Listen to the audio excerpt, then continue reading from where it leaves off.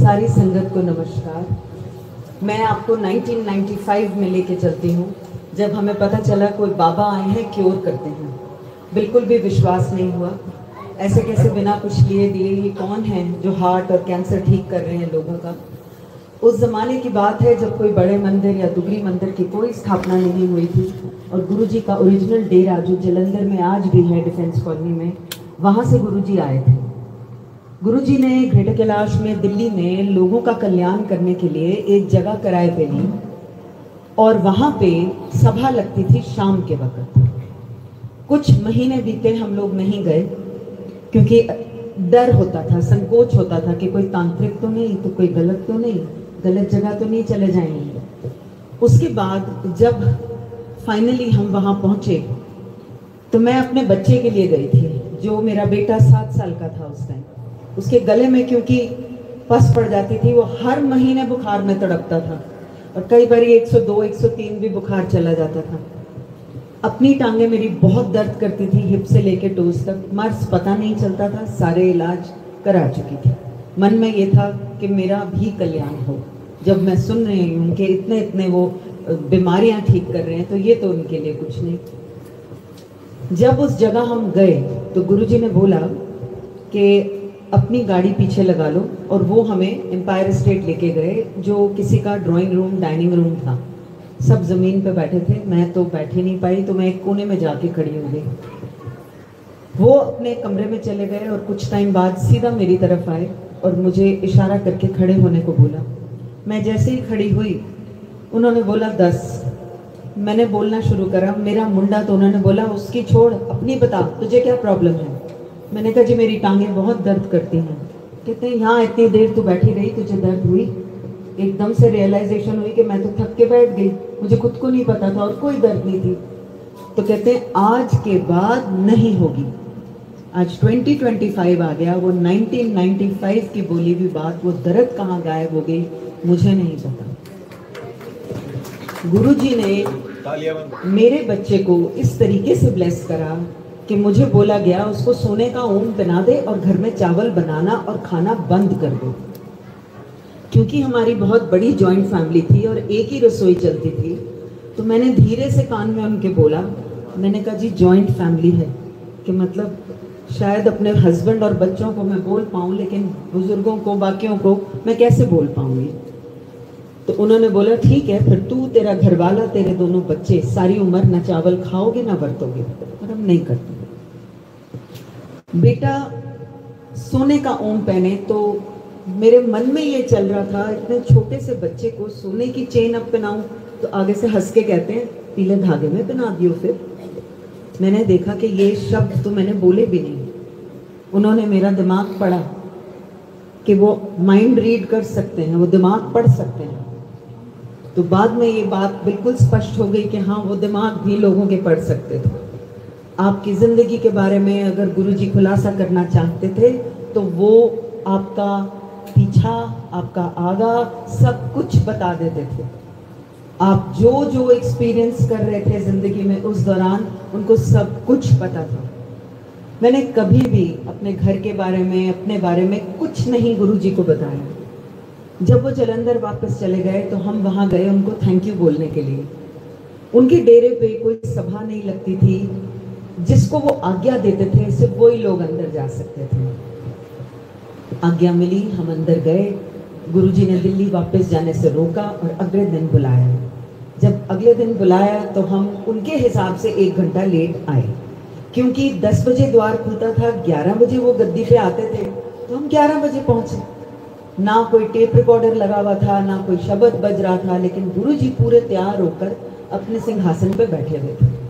मुझे कहते हैं aunty you are late, English में, what were you doing all this while. फिर पंजाबी में बोलना शुरू करा। खैर मैं बताता हूँ।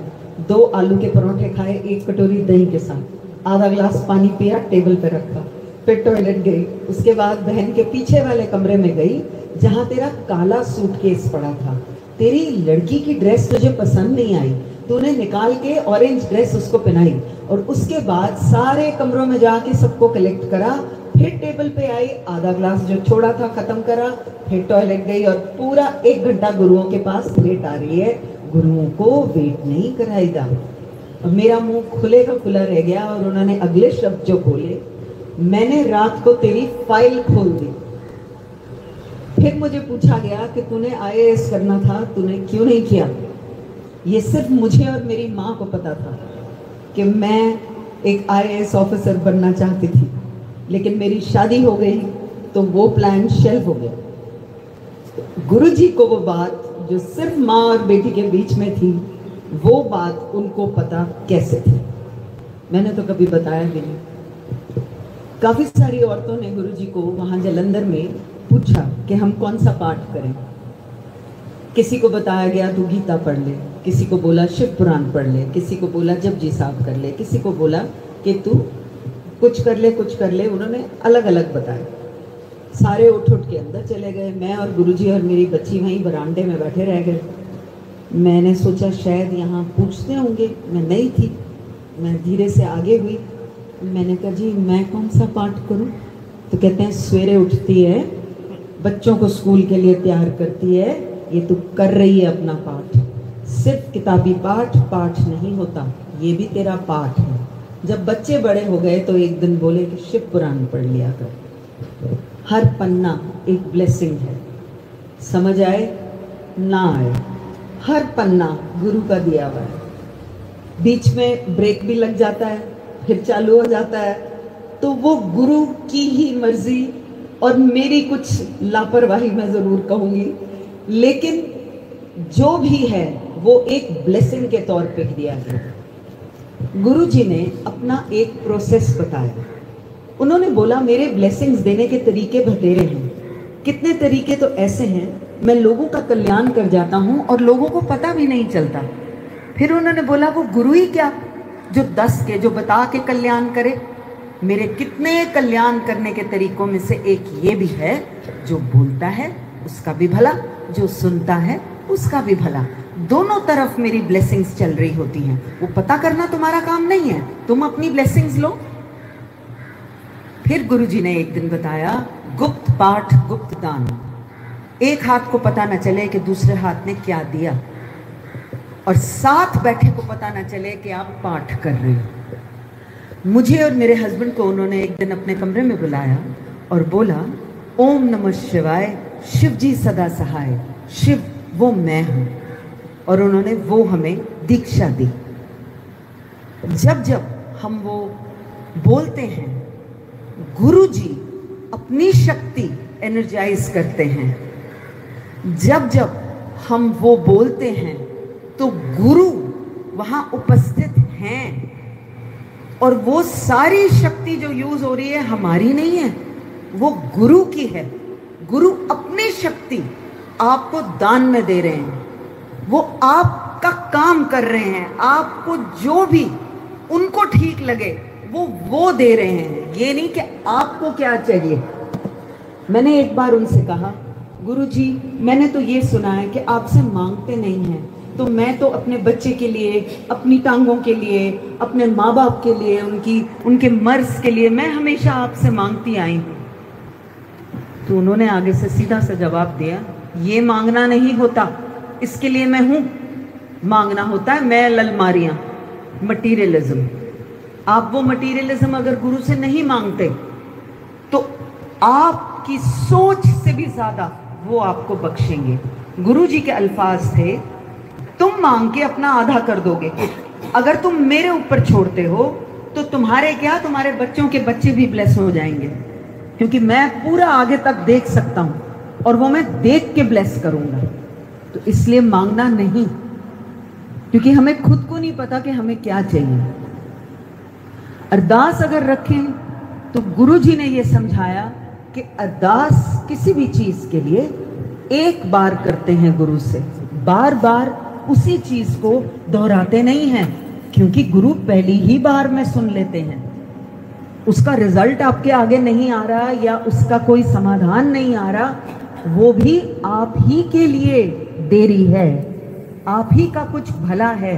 वो कुछ कर रहे हैं, कुछ आपके रास्ते के पत्थर हटा रहे हैं, तभी वो रास्ता खुलेगा। क्योंकि वो अपने भक्त को कभी भी गलत चीज नहीं प्रदान करेंगे। उन्होंने बहुत सिंपल हमें बताया कि उनकी और ब्लेसिंग्स देने के क्या तरीके थे। मेरे हस्बैंड, मैं, बच्चे और हमारी फैमिली के 2 मेंबर और हम लोग जब गए गुरुजी के जलंधर मंदिर में, तो वहाँ पे एक भक्त जो थे वो भी उस टाइम गायब हो गए, शाम को वो नहीं थे। गुरुजी एक थाल लेकर आए रसोई से, जिस पे बहुत सारी रोटियां थी, और वो रोटियां हम सबको दी खाने के लिए। मैंने ये सोच के कि वेस्ट ना हो जाएं, बच्चे बहुत छोटे थे, इतनी सारी नहीं हम लोग खा पाते, मैंने उठा के कुछ वापस देनी चाहिए। उन्होंने मेरे हाथ से छीन के उसको जोर से थाल पे पटका और इंग्लिश में बोला, eat this, it is your medicine, खा, ये तेरी दवाई है। उस दिन उन्होंने समझाया कि जब मैं सभा में बैठता हूं, मेरा एक प्रोसेस, ये इंग्लिश का शब्द उन्होंने इस्तेमाल किया, मेरा प्रोसेस चलता है। उसमें जो तुम्हें चाय प्रसाद मिलता है और जो तुम्हें लंगर प्रसाद मिलता है, वो तुम्हारी ब्लेसिंग्स हैं। हरेक को वही चीज मिल रही है, लेकिन हरेक को हरेक के हिसाब से मैं लगा रहा हूं, वो अलग अलग अलग अलग। यहां तक उन्होंने बताया कि जब 4 जनों की एक थाली भी अगर आती है, तो 4 जनों के जो है हिस्से, वो 2-2 रोटी है हर जने के हिस्से, लेकिन एक ही थाली में खाने के बावजूद हरेक को उनके हिसाब से लग रहा है जो गुरुजी चाह रहे हैं। चाय प्रसाद कभी भी स्नैक्स के साथ नहीं दिया जाता था। गुरुजी ने कभी भी चाय प्रसाद के साथ कुछ भी नहीं रखा, सिर्फ चाय प्रसाद। गुरुजी के लंगर का गुरुजी का अपना बनाया हुआ रूल था, कोई रिफिल नहीं देना, जो थाली में आया उतना पर्याप्त। सेवादार को भी ये नहीं पता चलेगा कि वो किसके लिए क्या डाल रहा है, वो डाल उतना ही रहा है, लेकिन कितना डाल रहा है वो गुरु को पता है। तो कभी भी अपनी थाली से एक रोटी उठा के वापस मत करना, कभी भी अपनी थाली में ये मत कहना कि भूख और है, एक रोटी और दे दो, क्योंकि जो आपको पहली बार मिला वो गुरुजी के ही हुक्म से मिला। और गुरुजी कहते थे कि कभी भी इंटरफेयर नहीं करना चाहिए उनकी ब्लेसिंग्स में। तो वो जो उनकी ब्लेसिंग्स हैं, वो आपका लंच या डिनर नहीं है, वो परमात्मा का प्रसाद है जो आपको ग्रहण करना है उस समय। मुझे बोला गया था, यहां खाएगी तो दवाई, तू बाहर लेके जाएगी तो मिठाई। जब मैं नई थी, मुझे नहीं पता था कि वहीं पे खत्म करना होता था। मैंने सोचा मेरे बच्चे आज नहीं आए, ये एक लड्डू जो है ना, ये मैं पर्स में डाल के बच्चों के लिए ले जाती हूँ। पीछे से आए, मुझे बोला इसको वापस रख और यहीं पे खा। तू यहां खाएगी, तेरे बच्चे घर पे ब्लेस हो जाएंगे। तू यहां खाएगी, तेरे माँ बाप, तेरे सास ससुर ब्लेस हो जाएंगे। तू क्या सोचती है, तू सिर्फ अपने लिए खा रही है? तुझे क्या पता कि मैं किस किस को ब्लेस कर रहा हूं। फिर मुझे बताया गया, फैमिली का एक भी जना अगर आ जाता है, पूरी फैमिली का मैं कल्याण कर देता हूं। तो वो सिर्फ आप वहां मत्था टेक रहे हैं, लेकिन गुरुजी तो किस किस को ब्लेस कर रहे हैं आपको ये पता भी नहीं, और वो कभी बयान करते भी नहीं थे। एक बार गुरुजी के अपने मुंह से मैंने सुना, काफियों को उन्होंने भेज दिया कि आज्ञा है, मुट्ठी भर संगत उन्होंने रोकी, फिर बोला चटाई लगाओ, लंगर लगाओ दोबारा, और मुझे बोला गया अब खा, अपने माँ बाप के लिए खा। उस दिन मुझे बताया तो मुझे पता चला, अगर वो ना बताते तो मेरे तो समझ ही नहीं थी कि हम क्यों लंगर दोबारा हमें क्यों दिया जा रहा है। तो ये गुरु को पता है, उनका हुक्म था प्रसाद में हमेशा मीठा पहले रखना है। मेरी इतनी हिम्मत नहीं थी कि मैं उनको क्यों शब्द पूछ लूं। उन्होंने जो बोला मेरे सिर मत थी, जो उन्होंने मेरे कान में बात डाली, हम आज भी वही फॉलो करते हैं कि आपके लंगर में एक मीठा जरूर होगा। कभी भी गुरुजी ने फैलसूफियां करने के लिए नहीं कहा। वो आपके भाव हैं कि आप गद्दी कैसे लगा रहे हैं, आप क्या फूल लगा रहे हैं नहीं लगा रहे हैं, आप क्या लंगर में दे रहे हैं या नहीं दे रहे हैं, वो आपके ऊपर है। गुरुजी के जो रूल हैं वो बहुत सिंपल है। हमारे घर जब गुरुजी ने दूसरी बार आना था फिजिकल फॉर्म में, तो उन्होंने मुझसे पूछा मुझे कहाँ बिठाएगी। मैंने बोला जी ड्राइंग रूम में। वहाँ रोशनी है? मैंने कहा हाँ जी है। संगत जहाँ बैठेगी वहाँ रोशनी है? मैंने कहा हाँ जी है। दीवारों पे भी है?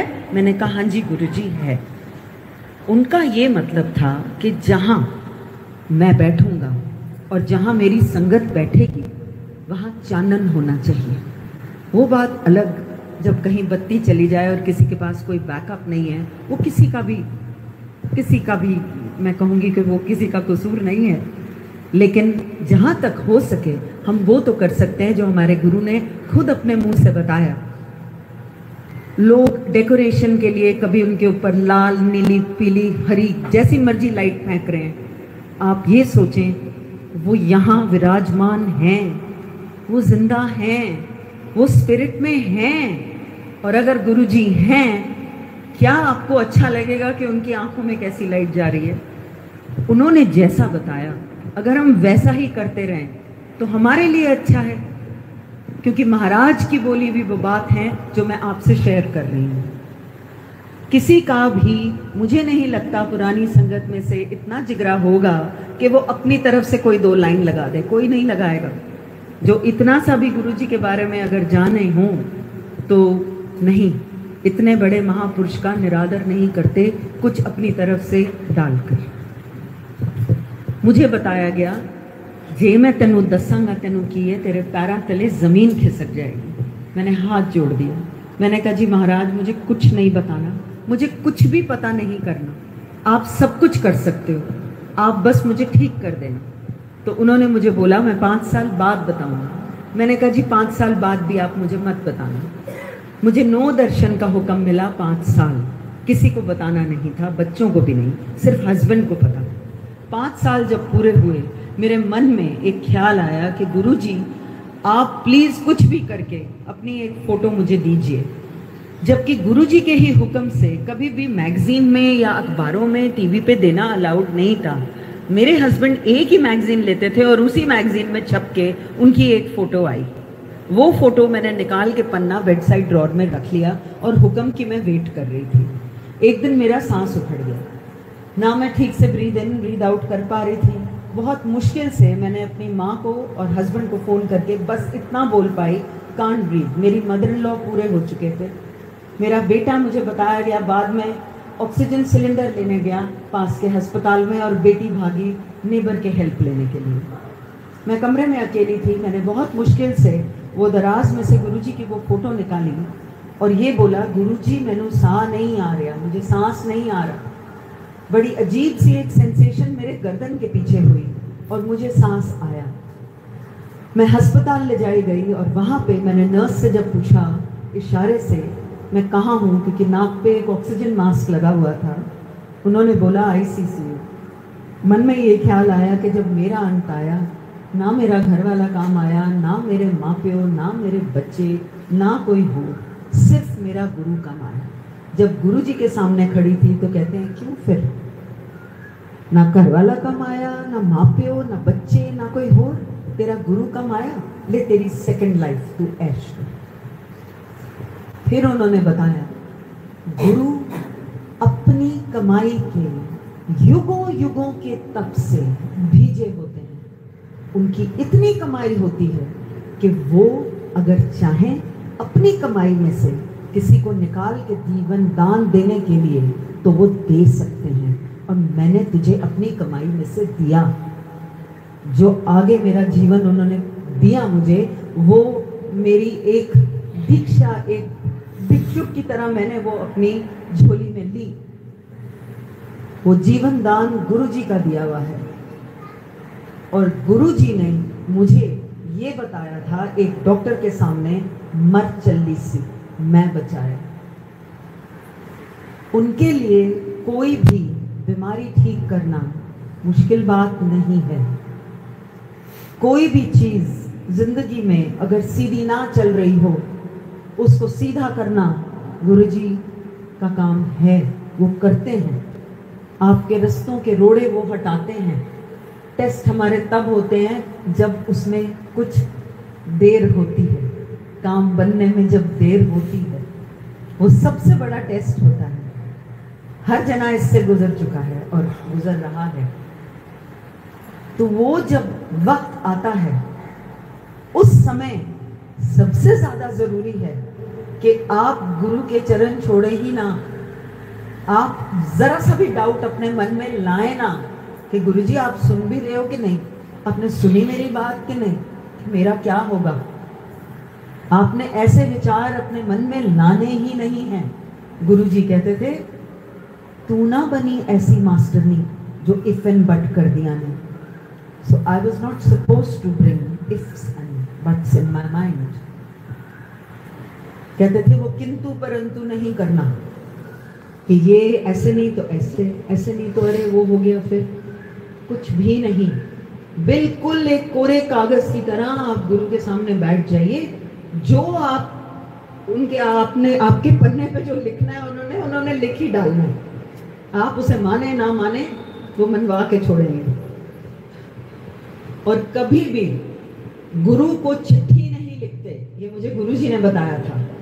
गुरुआनु चिट्ठी नहीं लिखी थी। और कभी भी उनके सामने चिट नहीं डालते कि गुरुजी हमारे मन में ये धारणा है, ये हो या ये हो, चलो मैं चिट डाल दूं आपके सामने। वो एक चिट्ठी लिखने के बराबर होता है। आप कोई भी चिट नहीं डालेंगे गुरु के सामने, उनका स्टैचर आप छोटा मत करिए। और गुरुजी अगर आप मुझे पूछें, निरंकार की ज्योत है। जो उन्होंने अपने पर्दे हल्के से हटाए, उन्होंने समझा दिया कि वो इतनी शक्ति रखते हैं कि हम इंसान उनके साथ या उनके सामने जब बैठ गए, ये हमारा सौभाग्य था। और ये बहुत बड़ी ब्लेसिंग्स थी कि हम जैसे, गुरुजी कहते थे तुम मुझे कीड़े मकोड़े जैसे नजर आते हो। तो आप सोचिए क्या हस्ती है हमारी, कुछ भी नहीं है। और इतने महापुरुष ने दया करके हमारे ऊपर जो कल्याण करे, उसका बहुत बहुत शुक्राना गुरुजी को। जब हम नए थे तो गुरुजी ने बोला, जब मेरे पास आते हो, जूते बाहर उतार के आते हो, तो अपनी इंटेलिजेंस जो है ना, अपने सोचने की जो शक्ति है, वो भी बाहर उतार के आया करो जूतों के साथ। यहाँ उसका कोई काम नहीं है, यहाँ कुछ भी साइंटिफिक नहीं चल रहा, यहाँ सिर्फ मेरी ब्लेसिंग्स चलती हैं। उनका ये मतलब था कि जब गुरुओं के आते हो, ये नहीं कि अपने सोचने की मानसिक शक्ति आप जीरो कर दें। उनका ये मतलब नहीं था कि आप बिल्कुल ही साधारण बुद्धू बन जाएं, नहीं, ये मतलब नहीं था उनका। उनका ये मतलब था कि जब आप गुरुओं के आते हो तो अपना भोलापन साथ लेकर आइए। बिल्कुल भोले भाव, एक छोटे बच्चे की तरह आप गुरु के पास आइए। और छोटे बच्चे जब मैं कहती हूँ, जिनकी भावना बिल्कुल निर्मल होती है, आप वैसे बन के आइए। बिल्कुल नीवा होकर आइए जब आप गुरुओं के पास आते हैं। क्योंकि गुरु जी हैड एक्सप्लेन कि जब आप वैसे भाव के साथ गुरु जी के पास आते हो, तो ही सेड कि मेरा काम आसान हो जाता है। मुझे जो तुम्हारे लिए करना है, जब तुम बिल्कुल मेरे ऊपर छोड़ दोगे हर चीज, तो वो मुझे पता है कि मुझे क्या करना है, वो चीज तुम्हारे लिए जल्दी हो रही है। लेकिन अगर तुम अपना दिमाग लगाते चले जाओगे, ऐसे नहीं ऐसे, लेकिन ये हो गया, लेकिन वो हो जाएगा तो ये हो जाएगा, तो उसमें फिर गुरुजी कहते हैं फिर मुझे सुननी पड़ती है तुम्हारी बात, फिर वो देरी पड़ती है उन चीजों में।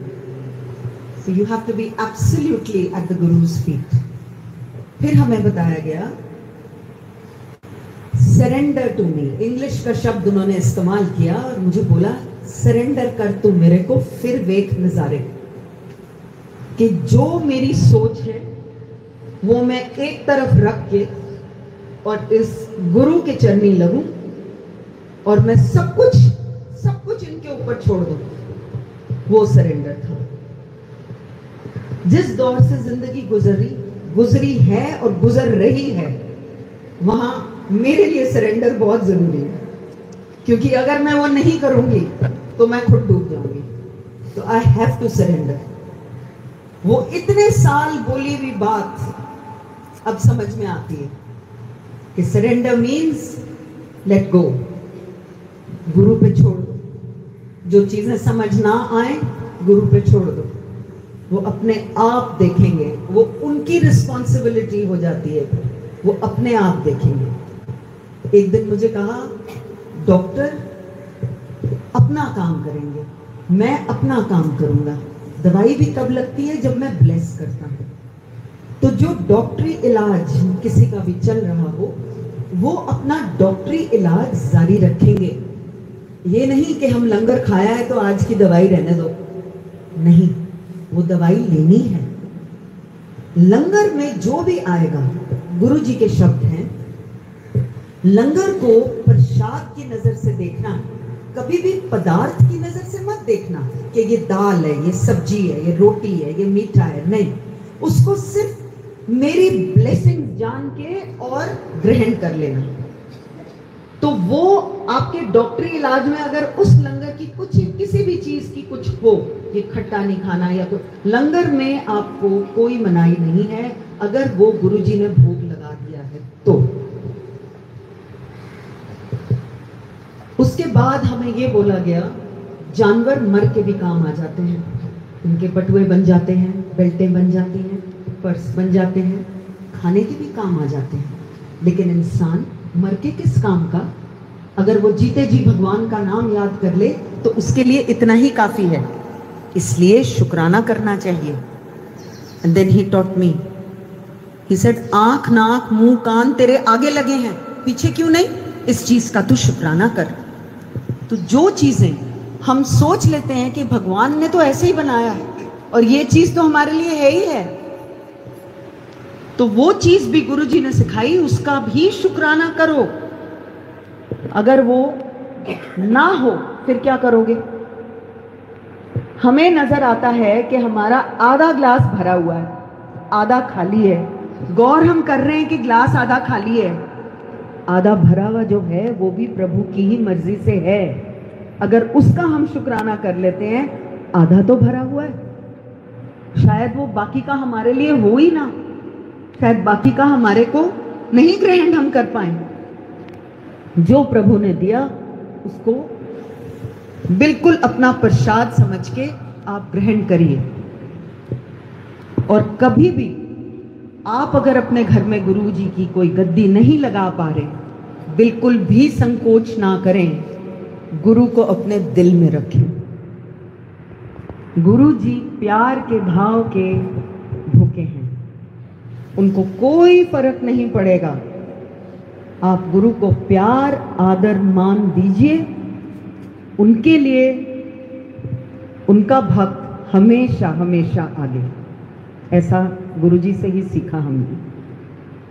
और जो आपकी भावना है, जो आपकी धारणा है, आप वही करें जिस तरह से आप उनको पूजना चाहते हैं। लेकिन जो उनके रूल्स हैं, जो उन्होंने अपने मुंह से बोल के सेट करे अपने फिजिकल फॉर्म में, उसको आप जरूर मानें।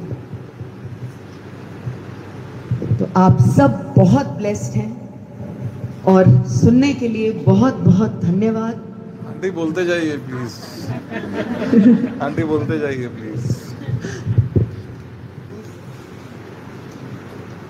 12वीं के बाद एक बार मेरे बच्चे ने गाड़ी में बोला कि मैं पापा का बिजनेस ज्वाइन कर लूंगा, तो मैं MBA करूंगा। हम गुरुजी के जा रहे थे। जैसे ही हम अंदर पहुंचे और उसने मत्था टेका गुरुजी के आगे, तो गुरुजी ने उसको बोला MBA नॉट फॉर यू, तेरे लिए नहीं है MBA, यू डू लॉ, तू वकालत पढ़। और मुझे बोला इसको मैं बड़ा टॉप का वकील बनाऊंगा।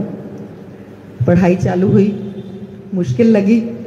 मुझे एक दिन बोला गया आप प्लीज गुरुजी को बोल दो कुछ और दे दें, ये बड़ा मुश्किल है। मैंने कहा गुरु जो होते हैं उनको कभी कॉन्ट्रडिक्ट नहीं करते, और ये बात मैंने गुरुजी से ही सुनी थी कि गुरुओं को कभी कॉन्ट्रडिक्ट नहीं करते। मैंने कहा उन्होंने आपका आगे का देख के आपको ब्लेस करा है, तो मैं तो मदर होने के नाते आपको बिल्कुल नहीं कुछ कहूंगी, लेकिन आपका गुरु महाराज से डायरेक्ट कनेक्शन है, लेकिन आप इस बारे में बात ना करें उनसे। कुछ घंटे बाद फोन बजा, गुरुजी ने बोला बच्चों को लेके फटाफट दोनों जने यहाँ आओ। कुछ और संगत भी थी, किसी जगह लेकर गए। बाकी सब गाड़ियां पार्क कर रहे थे, तो गुरुजी के साथ साथ मैं चल रही थी और मेरा बेटा भी। लिफ्ट आई, हम तीनों जने लिफ्ट के अंदर। जैसे ही लिफ्ट का दरवाजा बंद हुआ, गुरुजी मेरे बेटे को देख के कहते हैं, वकील तो मैं तुझे बना के छोड़ूंगा, लेटर और सूनर। फिर मुझे दोबारा बोला गया, सबीना 2 साल इसको बड़े मुश्किल लगेंगे, उसके बाद तो इसकी टोर देखियो, मैं इसको बड़ा टॉप का वकील बनाऊंगा। आज वो वकील है और उनकी मेहर है जहां पे वो है। मेरी बच्ची के लिए भी उन्होंने बहुत बहुत कल्याण करे। और मेरी बच्ची का एक दिन उन्होंने बोला, इसका नाम बदल दो। तो हमने गुरु महाराज को ही बोला कि गुरुजी आप ही दीजिए नाम, आप ही रखिए। उन्होंने नाम गौरी रखा उसका। और उनको कितनी बातें हमें कभी भी बोलनी नहीं पड़ी, वो सब कुछ जानते हैं। अंतर्यामी तो इसी को कहते हैं, जो आपको कभी बोलना ही ना पड़े और उनको सब कुछ पता, और सब कुछ वो कर रहे हैं, सबके लिए कर रहे हैं। एक दिन मुझे बोला, ये जो बर्थ स्टोन्स लोग पहन लेते हैं ना, ये नहीं पहनने चाहिए। आपको नहीं पता कि वो नेगेटिविटी कर रहा होगा वो पत्थर आपके ऊपर, और आप सोच रहे हो कि जी ये प्रॉस्पेरिटी आएगी, मरण दिन नेड़े आ गया। फिर मैंने हाथ जोड़े, मैंने कहा गुरुजी ऐसा कोई बर्थ स्टोन हम नहीं पहनते, मेरे हस्बैंड मेरे बच्चे भी नहीं पहनते, मैं जनरल बात कर रहा हूं। फिर उन्होंने बोला, बहुत पंडितां दे चक्रां विच नहीं पहनना चाहिए, ओहो जे जो पुठे पासे पा दें। उनका मतलब था कि कोई टोटके जो बताते हैं या कोई उपाय करके बताते हैं। उन्होंने बोला, कोई ऐसा अगर टकर गया जिसको पूरा ज्ञान ही नहीं है, तो वो तो उल्टे रास्ते डाल देगा तुम्हें।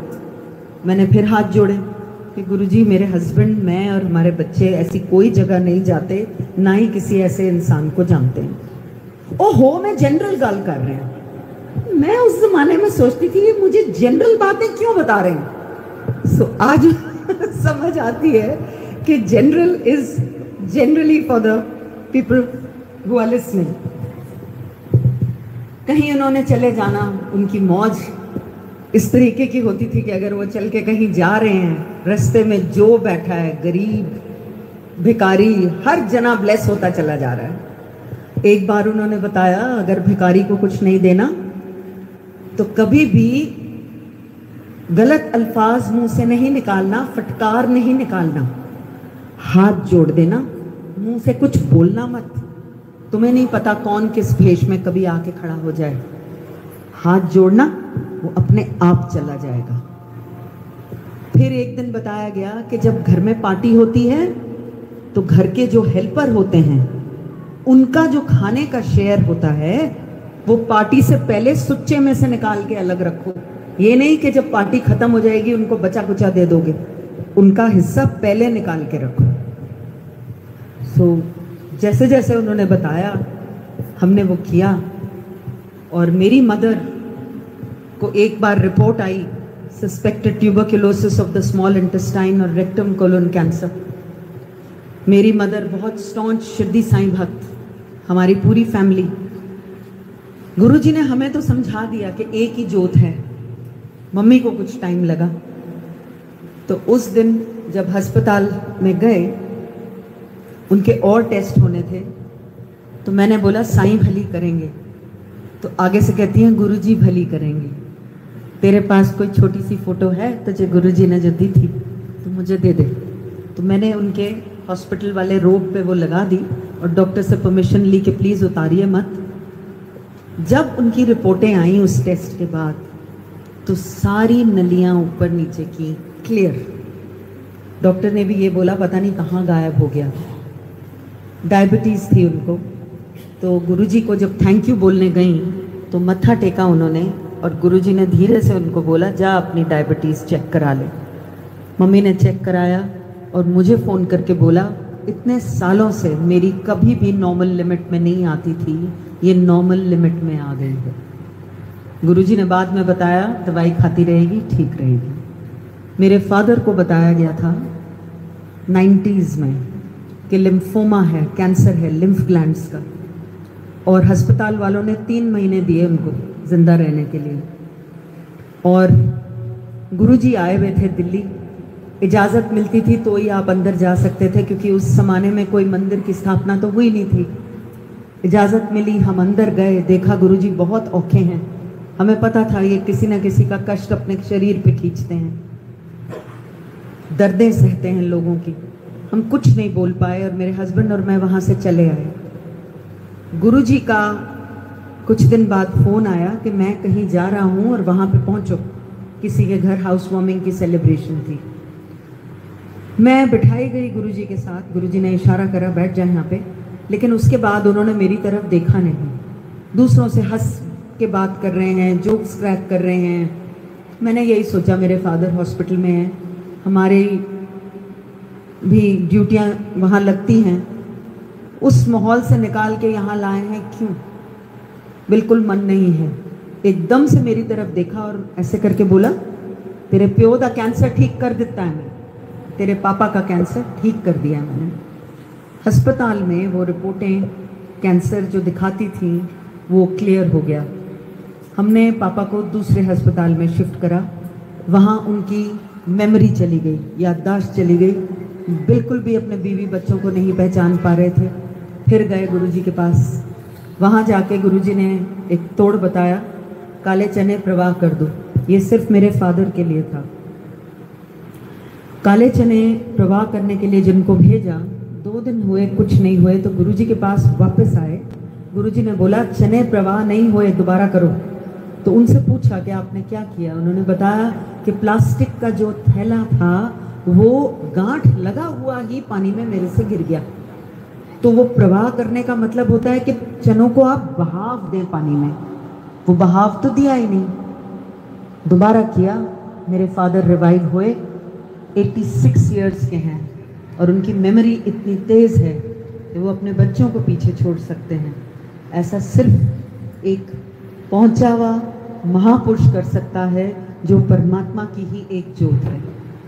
गुरु महाराज के शब्दों में उन्होंने बताया, महापुरुषों के भी अलग अलग लेवल होते हैं। जो सबसे ऊंचा होता है वो ऐसा होता है कि लोगों का मर्ज खींच के अपने कंधों पे ले सकता है। कोई और अगर करेगा तो वो बर्दाश्त नहीं कर पाएगा, और वो सद्गुरु मैं हूँ।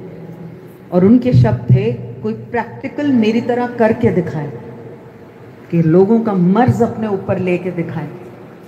मैंने गुरुजी को एक बार पूछा, गुरुजी आप में इतनी शक्ति है, आप इतना कुछ कर सकते हो, आप बाहर क्यों नहीं लोगों को दिखाते, आप क्यों छुपते हो?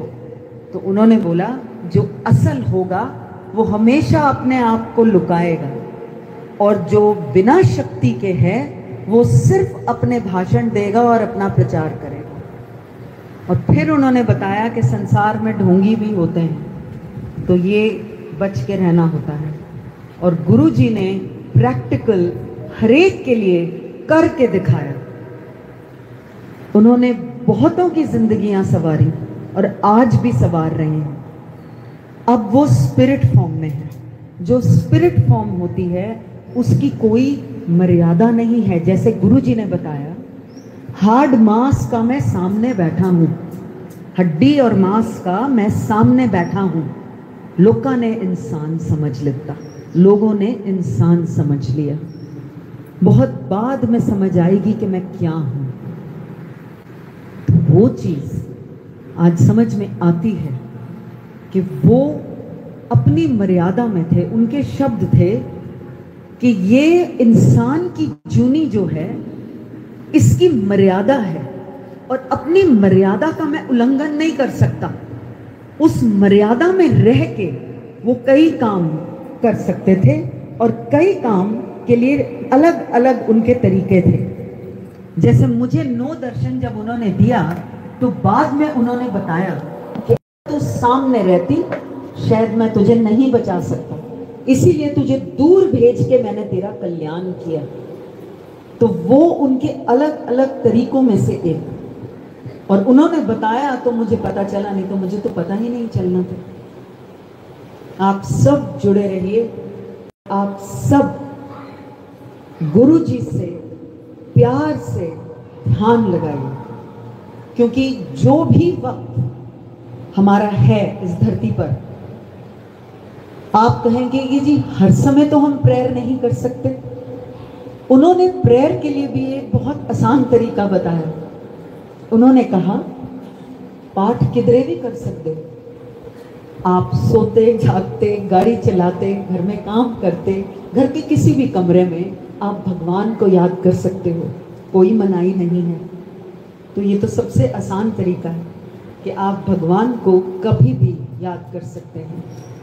फिर उन्होंने बहुत समय बीता, बाद में बताया, ज़बान से नहीं, जब दिमाग से जाप चालू हो जाए तो सोच लेना कि असल जाप चालू। मतलब पहले तो आप अपने आप को फोर्स करोगे वो बोलने के लिए कि आपका ध्यान लगे, बार बार टूटेगा तो never mind, come back to it again. जब आप वो करना शुरू करोगे तो एक दिन ऐसा आएगा कि आपके सबकॉन्शियस माइंड में आपका भगवान ही चल रहा होगा, वो आपका असल जाप, जैसे गुरुजी ने बताया। जय गुरुजी महाराज।